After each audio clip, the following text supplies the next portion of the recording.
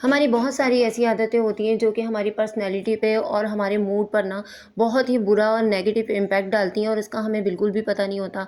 अच्छा, ऐसा होता क्यों है? ऐसा जब होता है जब हम रात को सोए हों और जब हम सुबह सोकर उठे हों ना, तो हमें ऐसा लग रहा हो जैसे दिमाग बोझल-बोझल है, हम बीमार हैं, कुछ ऐसी एनर्जी हमारे अंदर है ही नहीं कि हम उठकर ना जल्दी-जल्दी घर का काम कर लें।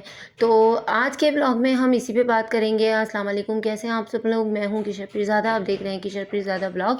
पॉइंट नंबर 1 ये है कि अक्सर ख़वातीन या बहनें ऐसी होती हैं जो दिन भर किसी स्ट्रेस में या किसी परेशानी में जब होती हैं ना, तो वो नेगेटिविटी उनके जो माइंड में चल रही होती है, वो पूरा दिन उसका कोई हल निकालने की कोशिश कर रही होती है और बिलफ़र्ज़ अगर उसका हल नहीं निकल रहा होता और वो रात को इसी परेशानी में और इसी टेंशन में उन्हें रात हो जाती है ना, तो वो जो परेशानियाँ होती हैं और जो टेंशन है उनके माइंड में चल रही होती हैं, उसके समेत ही बिस्तर पर लेट जाती हैं और रात भर उनके माइंड में वो परेशानियाँ चलती रहती हैं, जिसकी वजह से अक्सर सुबह वो बीमार सी हालत में उठती हैं और उनको ऐसा फ़ील होता है जैसे वो बीमार हैं, थकन है और बहुत ज़्यादा स्ट्रेस है।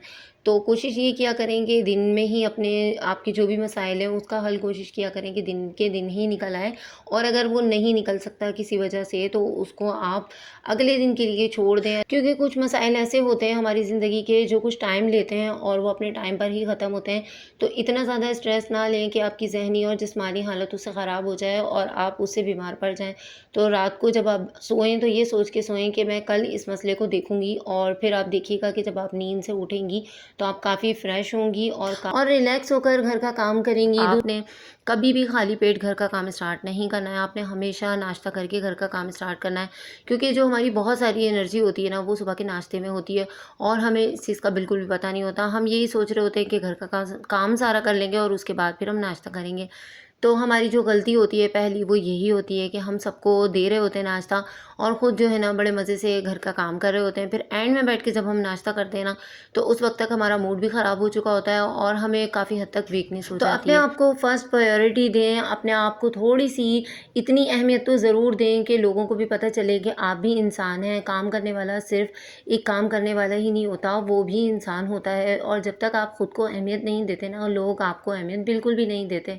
अच्छा, जो हमारा पॉइंट नंबर 2 है वो यही है कि आपने ना सबसे पहले आपने सुबह में कभी भी मोबाइल को यूज़ नहीं करना है। मोबाइल अगर आप यूज़ कर रहे हो तो आप अपने मूड को अच्छा करने के लिए कोई भी इस्लामिक प्रोग्राम देख लें, या आपको देखने का शौक़ नहीं है तो एलईडी पर कोई अच्छा सा बयान लगा दें जो कि आपकी किसी भी पसंदीदा शख्सियत का हो।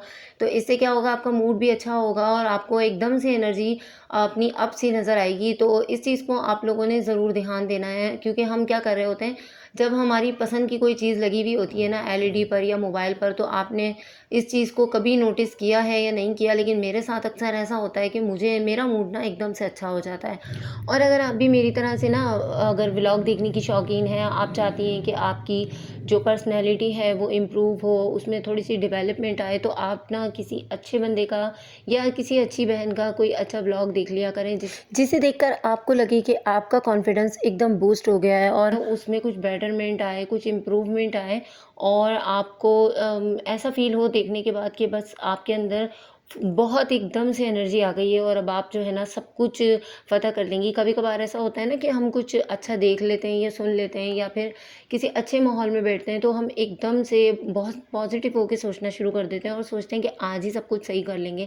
ख़ैर, ये तो एक हमारी सोच होती है, लेकिन कुछ बंदे ऐसे होते हैं वो आपको वाक़ई में इम्प्रूव करते हैं, आपको वाक़ई में बहुत ज़्यादा मोटिवेट करते हैं। तो अब जैसे मैं अपने बारे में बताऊँ तो मैं कासिम अली शाह को बहुत ज़्यादा सुनती हूँ और उनकी बातों से मैंने बहुत कुछ सीखा भी है और समझा भी है, और मैं कोशिश करती हूँ कि मैं जब किसी की कोई अच्छी बात सीखती हूँ ना, तो अपनी लाइफ़ के अंदर उसकी थोड़ी बहुत चेंजिंग मैं ज़रूर लेकर आऊँ और वो करूँ। और फिर जब हम किसी काम के लिए सच्चे दिल से मेहनत करते हैं ना और हमारे पास लगन होती है उस काम की, तो हमारे पास उसके पॉज़िटिव रिज़ल्ट 100% आते ही हैं। तो कभी भी ना मेहनत ज़ाया नहीं जाती। अगर देर हो भी जाए ना, तो उससे मायूस नहीं होना चाहिए, क्योंकि बहुत सारे लोग ऐसे होते हैं, वो हमारी जब मेहनत का टाइम होता है ना, उस वक़्त हमें हर तरीके से डिग्रेड कर रहे होते हैं और हर तरीके से हमारा हौसला तोड़ रहे होते हैं। चाहे वो घर की कोई छोटी बात हो या कोई बड़ी बात हो, और कोई भी ना आजकल के दौर में किसी को बहुत ज़्यादा कामयाब देखना नहीं चाहता। लेकिन जब बंदा कामयाब हो जाता है ना, तो लोग फिर इस चीज़ को देख रहे होते हैं कि यार इसने ऐसा क्या किया है जो इतनी कामयाबी इसको मिली है। लेकिन उस कामयाबी के पीछे उसकी जितनी मेहनत होती है, दिन रात की जो स्ट्रगल होती है ना, वो किसी ने नहीं देखी होती।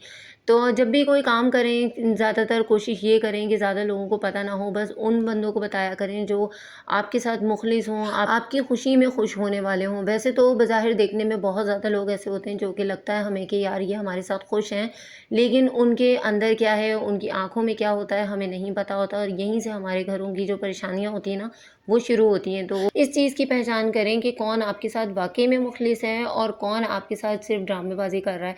अगर हमने इन चंद बातों का ख़्याल रख लिया ना, तो हमारी ज़िंदगी से काफ़ी स्ट्रेस चला जाएगा। और कोशिश यही किया करें कि देखें, अव्वलीन जो तरजीह होती है ना हमारी, वो घर के काम होते हैं।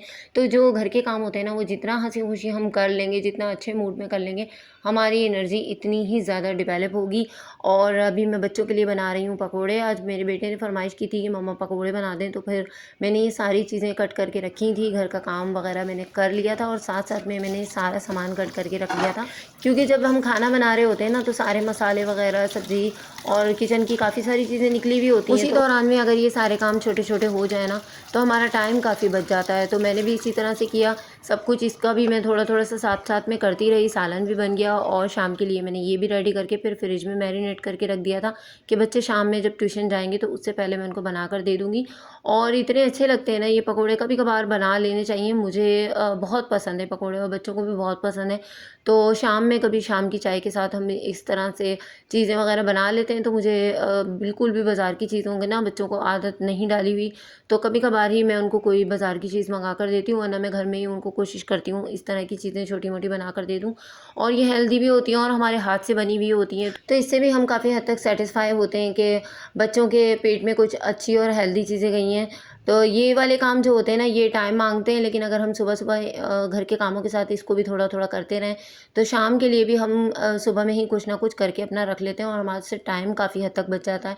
तो कोशिश तो मेरी यही होती है कि मैं जब भी कोई व्लॉग बनाऊँ ना, अपनी बहनों के साथ मैं उसको इस तरह से शेयर करूँ कि आप लोगों को भी टाइम मैनेजमेंट में बताऊँ कि इस तरीके से आप लोगों ने टाइम को मैनेज करना है और अपने घर का काम करना है। और इसके साथ ये भी कोशिश किया करें कि जो लोग आपसे हसद करते हैं, आपको नुकसान पहुँचाने की कोशिश करते हैं, या उन लोगों के साथ ताल्लुक़ रखना भी आपका बहुत ज़्यादा ज़रूरी भी है। तो उनसे बस इतना ताल्लुक़ रखें कि अगर वो आपके घर पे चलकर आ जाते हैं, तो ज़ाहिर-सी बात है, इख़लाक़ तो हमारा मुसलमानों का पहली अव्वलीन तरजीह है। इसके अलावा आप खुद से उनके पास चलकर बिल्कुल भी ना जाएँ, और अल्लाह ताला से सिर्फ़ यही दुआ माँगा करें कि अल्लाह ताला, जो लोग मुझसे हसद करते हैं, अगर जब उनका हसद मुझे नुकसान पहुँचाने आए ना, तो तू उनके हसद से मुझे अपनी अमान में रखना। और ये दुआ माँगते रहना चाहिए, कोशिश यही करते रहना चाहिए कि अपनी और अपने बच्चों के ऊपर सूरह कौसर पढ़ के ज़रूर फूँका करें, आयतल कुर्सी वग़ैरह पढ़ के बच्चों पे फूँकते रहा करें। क्योंकि जो लोग आपसे हसद करते हैं ना, तो ये आप कभी भी इस चीज़ को मत भूलें कि वो आपके बच्चों से ज़रूर हसद करेंगे। जो आपसे प्यार करेगा, वो आपके बच्चों से प्यार करेगा, और जो आपसे हसद करेगा, वो आपके बच्चों से, आपकी फ़ैमिली से ज़रूर हसद करता है। बच्चे क्योंकि बहुत ज़्यादा मासूम होते हैं, वो हमें अपनी फ़ीलिंग्स नहीं बता सकते, तो इसलिए उनकी फ़ीलिंग्स को खुद समझना चाहिए, और उनको हर उस जगह से बहुत ज़्यादा बचाना चाहिए, बल्कि बहुत ज़्यादा से भी ज़्यादा बचाना चाहिए, जिस जगह पे हमें डाउट हो कि यहाँ पे हमें इज़्ज़त नहीं मिलती है, यहाँ पे हम बिल्कुल भी कंफ़र्टेबल नहीं हैं, तो वहाँ पे अपने बच्चों को किसी भी मजबूरी में, किसी भी परेशानी में कभी भी ना छोड़ें। बल्कि कोशिश ये किया करें कि बच्चों को थोड़ी-सी बहुत परेशानी उठा लें, लेकिन अपने साथ-साथ रखें। और मैं हमेशा ऐसे ही करती हूँ। इस दौरान में मुझे बहुत ज़्यादा परेशानियाँ देखने को भी मिली हैं, लेकिन मैंने कभी अपने बच्चों के लिए किसी के ऊपर एतबार नहीं किया, और मुझे इस बात पे कभी कोई गिल्ट भी नहीं हुआ, और ना ही मैं कभी इस बात पे शर्मिंदा हुई।